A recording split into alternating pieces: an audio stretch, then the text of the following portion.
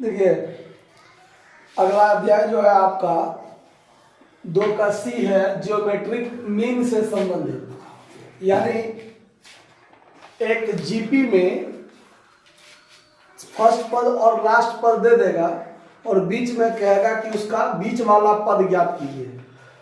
First पद और last पद दे देगा और बीच में कहेगा कुछ पद ज्ञात कीजिए। तो ये होता है जियोमेट्रिक मीन से संबंधित।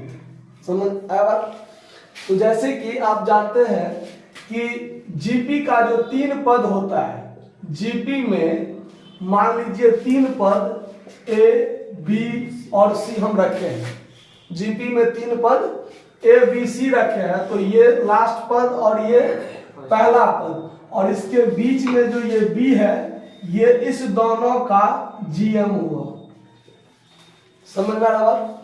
तो अगर बीच में एक पद कहता है तो वो तो आसान से निकल जाएगा आपको। कैसे?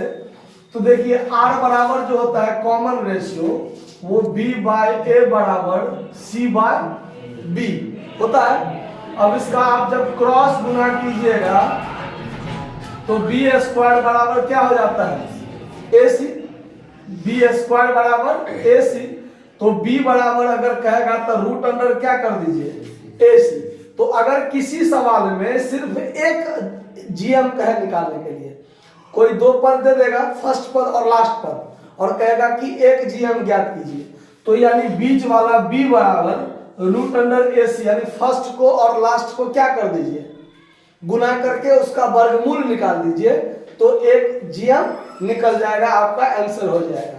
जैसे कि आपका पहला सवाल और दूसरा सवाल में ध्यान दीजिए, पहला दूसरा तीसरा तीनों एक ही समान प्रश्न है। देखिए जैसा पहला सवाल हम यहाँ पर देखते हैं, पहला प्रश्न क्या है? 8 और 32 का के बीच का गुणोत्तर माध्य ज्ञात करें।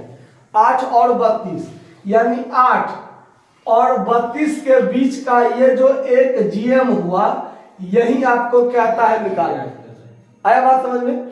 तो एक जीएम यदि आपको निकालना है, मतलब बी बराबर पूछ रहा है, तो बी बराबर आप क्या कर दीजिए? रूट अंडर ए सी, यानी ये आपका ए हुआ, ये बी और ये सी हुआ, तो बी बराबर रूट अंडर ए सी।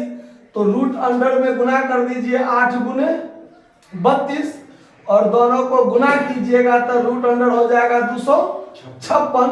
तो इसका वर्गमूल जब आप निकालिएगा तो क्या हो जाएगा? 16। तो यही हो गया उसका एक जीएम। आया बात समझ में? उसी तरह अगर मान लीजिए दूसरा कहेगा तो दूसरा प्रश्न क्या है? 4 और 64 के बीच का जीएम। तो 4 और 64 को क्या कर दीजिए? आपस में गुना कर दीजिए, तो 64 का वर्गमूल निकाल दीजिए 8। आया बात समझ में? हो जाएगा ना? तो तीसरा देख लीजिए, तीसरा में क्या कहता है? 0.04, यही है ना?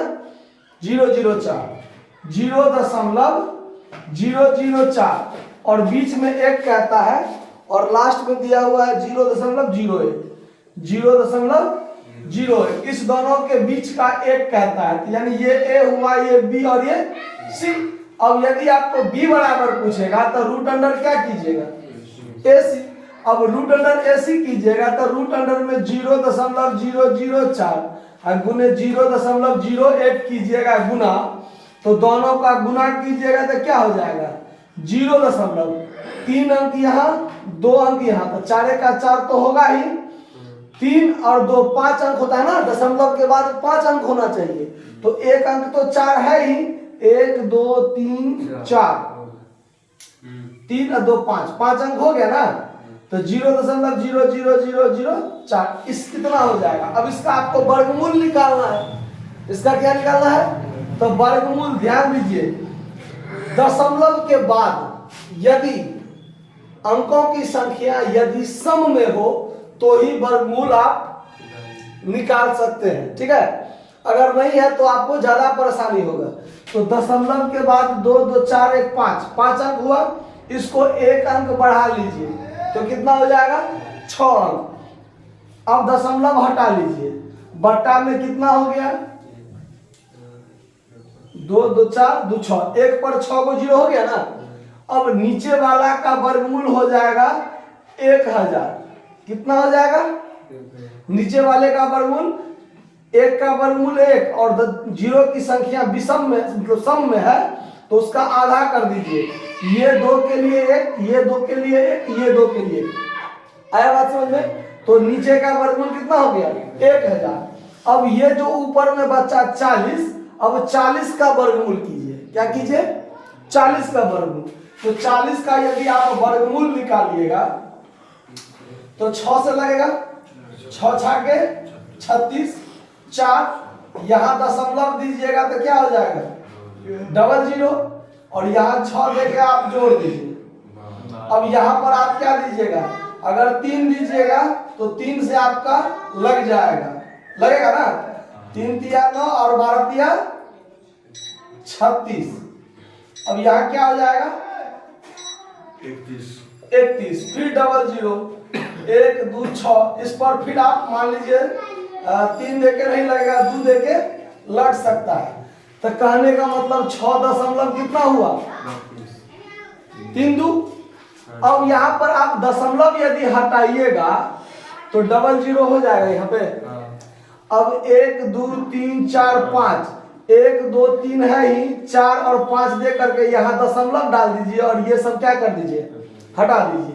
तो वर्गमूल हो गया 0.0063 इतना हो जाएगा इसका एक आंसर है। आंसर इतना समझ में आया बात?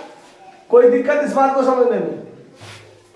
समझ? अगर एक कहेगा तो आप आसानी से क्या कर दीजिए, फर्स्ट लास्ट को गुणा कीजिए और बीच वाला निकालने के लिए उसका वर्गमूल कर दीजिए, आसानी से आपका निकल जाएगा। क्लियर? इसको नोट कर लीजिए, फिर आगे बताते हैं।